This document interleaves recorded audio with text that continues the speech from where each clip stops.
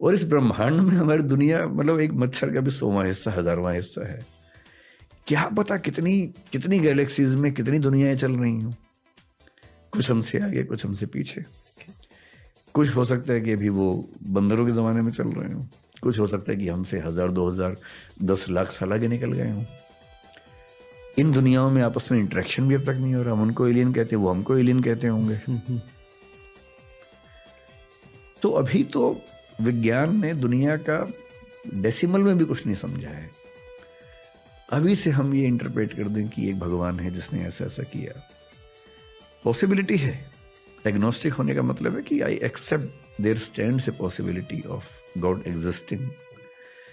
पर हमारे दुनिया के धर्मों में, दर्शनों में गॉड की जो व्याख्या है बहुत ही बेसिक लेवल की है। पृथ्वी को केंद्र में रख के व्याख्याएं की गई हैं, अपने देश को ध्यान में रख के, अपने समाज को ध्यान में रख के बनाई गई व्याख्याएं।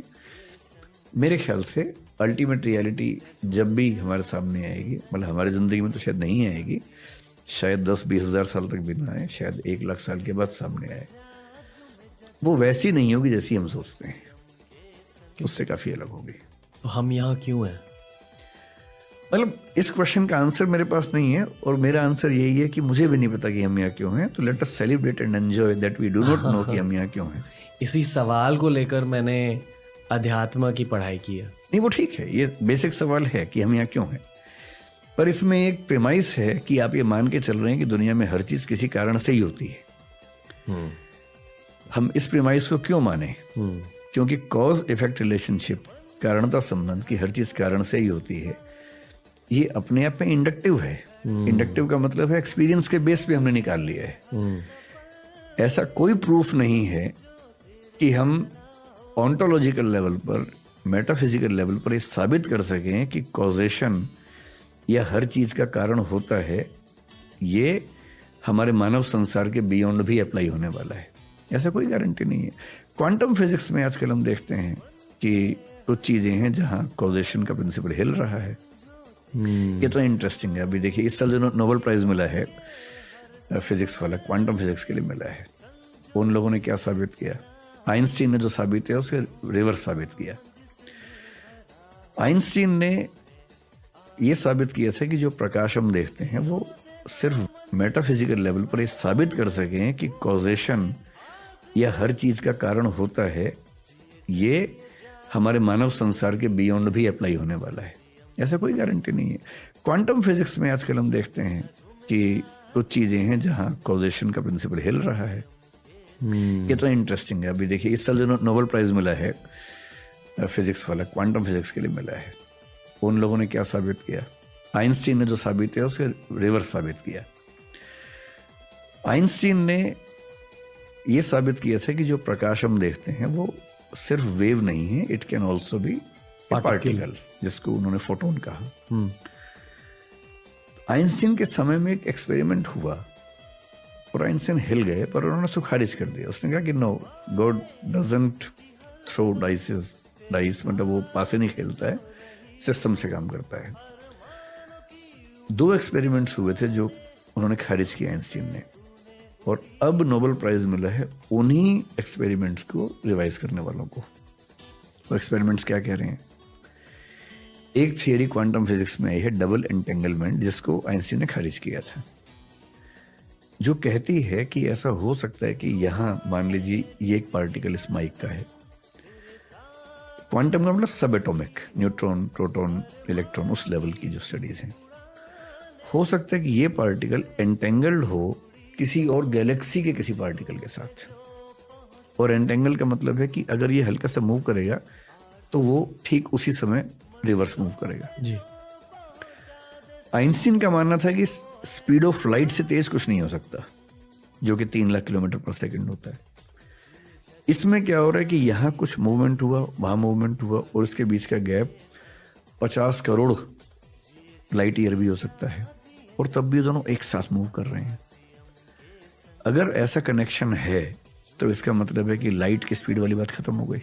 मतलब लाइट से भी कुछ या तो ज़्यादा तेज है, या उसकी स्पीड हम सोच ही नहीं सकते कितनी तेज है, मन की स्पीड से ज़्यादा है, और मन को तो फिजिकल ऑब्जेक्ट नहीं मानते हम उस सेंस में। फिर वो जो प्रकाश की किरण है जब डबल स्लिट एक्सपेरिमेंट यूज किया गया तो देखा गया कि वो बिहेव करती है अलग अलग जब उसको देखा जाए और जब ना देखा जाए। अगर आपने एक्सपेरिमेंट किया, डबल स्लिट एक्सपेरिमेंट बोलते हैं, 2 पार्ट से बांटते हैं, तो देख रहे हैं तो शायद उसका बिहेवियर हो जाता है पार्टिकल वाला, नहीं देखते तो वेव वाला हो जाता है, और जैसे ही उसको ऑब्जर्व करने का इंस्ट्रूमेंट लगता है बिहेवियर चेंज हो जाता है। इसका मतलब जिसको आप भौतिक मान रहे हैं वो इतना भौतिक भी नहीं है। यानी कि ऑब्जर्व किए जाने से, भाई हमें कोई ऑब्जर्व करता है हमारा बिहेवियर चेंज हो जाता है, ये तो समझ में आता है, लेकिन लाइट के पार्टिकल्स का बिहेवियर अगर चेंज होता है देखे जाने से, इसका मतलब भौतिक और चेतन, मैटर और कॉन्शियसनेस का जो डाइकोटमी हम मानते हैं कि दोनों अलग अलग हैं, शायद वो भी नहीं है। और अगर परसीवर के देखने से रियलिटी चेंज हो रही है तो शायद शंकराचार्य ठीक कह रहे थे। और जो श्रोडिंगर नाम के साइंटिस्ट हुए जो आइंस्टीन के खिलाफ क्वांटम फिजिक्स में खड़े हुए थे, उन्होंने भारतीय दर्शन का तत्वमसी सिद्धांत जो उपनिषद का उसको फॉलो किया, उस पर लिखा बहुत ज्यादा। क्वांटम फिजिक्स में उनसे बड़े विद्वान दुनिया में नहीं हुए। इसलिए इतने रहस्य हैं कि मुझे नहीं लगता कि हमारे जीते जी कोई अंतिम फैसला हो पाएगा, लेकिन जब भी होगा बहुत इंटरेस्टिंग होगा। शंकराचार्य ने क्या कहा था? शंकराचार्य कह रहे हैं कि सरल भाषा में अगर मैं आपको समझाऊं कि रियलिटी के 3 लेवल्स होते हैं। सबसे नीचे का लेवल प्रतिभास है। जब आप नींद में हैं, सपना देख रहे हैं, वो प्रतिभास है। आप सपने में हैं तो आपको सपना एकदम रियल लग रहा है।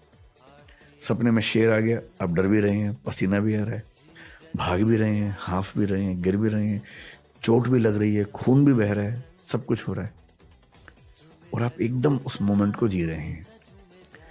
अचानक नींद खुल गई और नींद खुलते समझ में आया कि अरे सब झूठ था। ये व्यवहार की दुनिया है जिसमें हम लोग बैठे हुए हैं। अब शंकर कह रहे हैं कि इंटरेस्टिंग बात है कि इसके बियॉन्ड भी एक दुनिया है। जैसे सपने से निकलते ही समझ में आता है कि सपने में सब झूठ था, वो चेतना से क्रिएट हो रहा था, रियल नहीं था। सपने का शेर, सपने की मेज फिजिकल लग रही थी, पर सपने से निकलते ही समझ में आया कि वो तो कॉन्शियसनेस ने मेज बनाई थी। वो लकड़ी की कहाँ थी? लकड़ी की समझ में आ रही थी पर लकड़ी की नहीं थी, वो तो विचार से बनी हुई थी। अब यहां आप बैठे, मैं बैठा हूं, कुर्सी है, ये माइक है, सब फिजिकल है।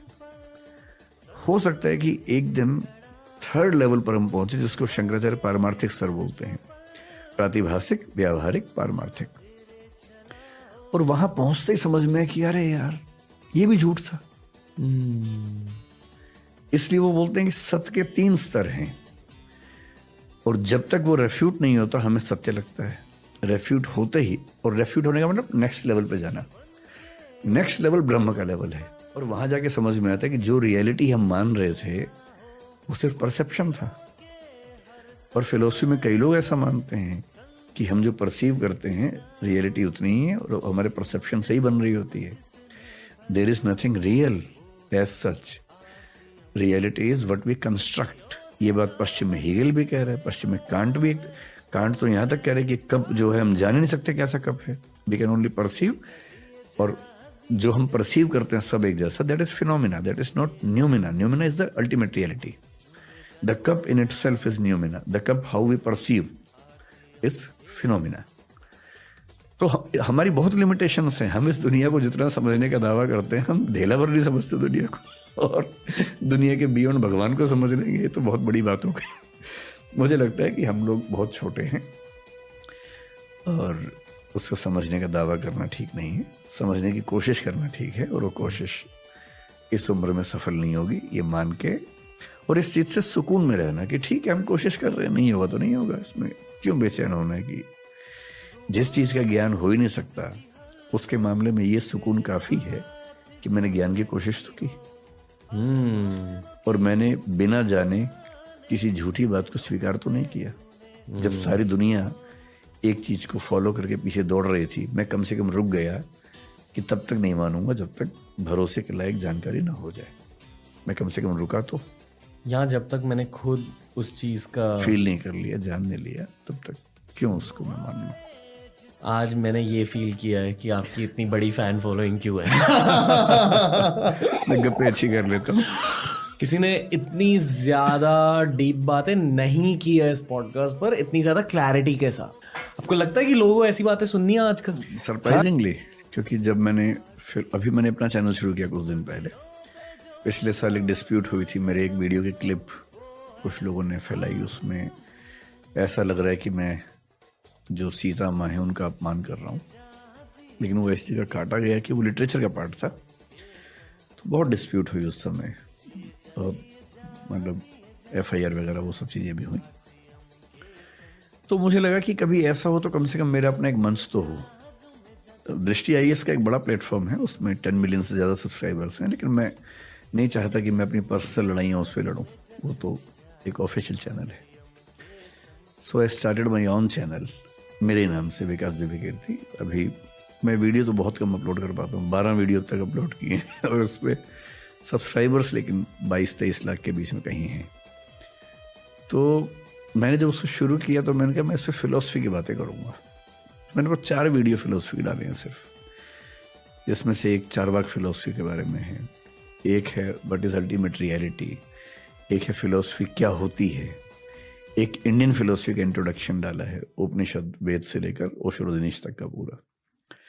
मेरा ख्याल था कि इन विषयों को कौन सुनना चाहेगा, तो मैंने एज्यूम किया था कि 1-2 लाख लोग उसको शायद देखेंगे, और लेकिन सरप्राइजिंगली वो वीडियोस करीब 50 लाख 45 लाख लोगों ने देखे हैं और डिमांड कर रहे हैं कि और बनाओ वीडियो। अब मुझे टाइम 1-2 महीने से नहीं मिल पा रहा, मैं बहुत बिजी चल रहा हूँ क्लासेस वगैरह में।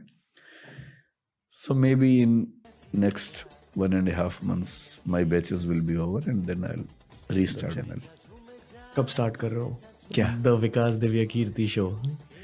मतलब आप चाह रहे कि मैं पॉडकास्ट शुरू करूं अपना? जी हाँ, तो कर देंगे जल्दी। और आपको एक कॉन्वर्सेशनल पॉडकास्ट करना है। हाँ, मैं फिर वही करूंगा, बातचीत करूंगा, जहाँ आप मतलब खुल के एकदम एक्सपेंसिवली, टाइम लिमिट के बिना हर हफ्ते एक एपिसोड आप रिलीज कर दो, तो पूरा देश देखेगा। टाइम की बड़ी किल्लत रहती है, लेकिन मैं कोशिश करूंगा, जरूर करूंगा। मतलब पहली बार सुझाव मिला तो सीरियसली इसको लेता हूँ, क्योंकि फॉर द पॉडकास्टर जो आप बनोगे अभी, ये एक बहुत, एटलीस्ट फॉर मी, मैं खुद के पर्सपेक्टिव से बता, बहुत एवोल्यूशनरी प्रोसेस हो, क्योंकि आपको चैलेंज किया जाता है हर हफ्ते में एक बार। कोई अच्छा गेस्ट आपको चैलेंज करेगा, जैसे कि आज आपने मुझे चैलेंज किया, and this is what I live for. ये इस करियर का रश होता है कि जब कोई आपको चैलेंज करेगा तब आपकी ग्रोथ होती है। हाँ, ठीक बात है। दैट्स इट, यही था आज का पॉडकास्ट। कैसा लगा सर? बहुत बढ़िया।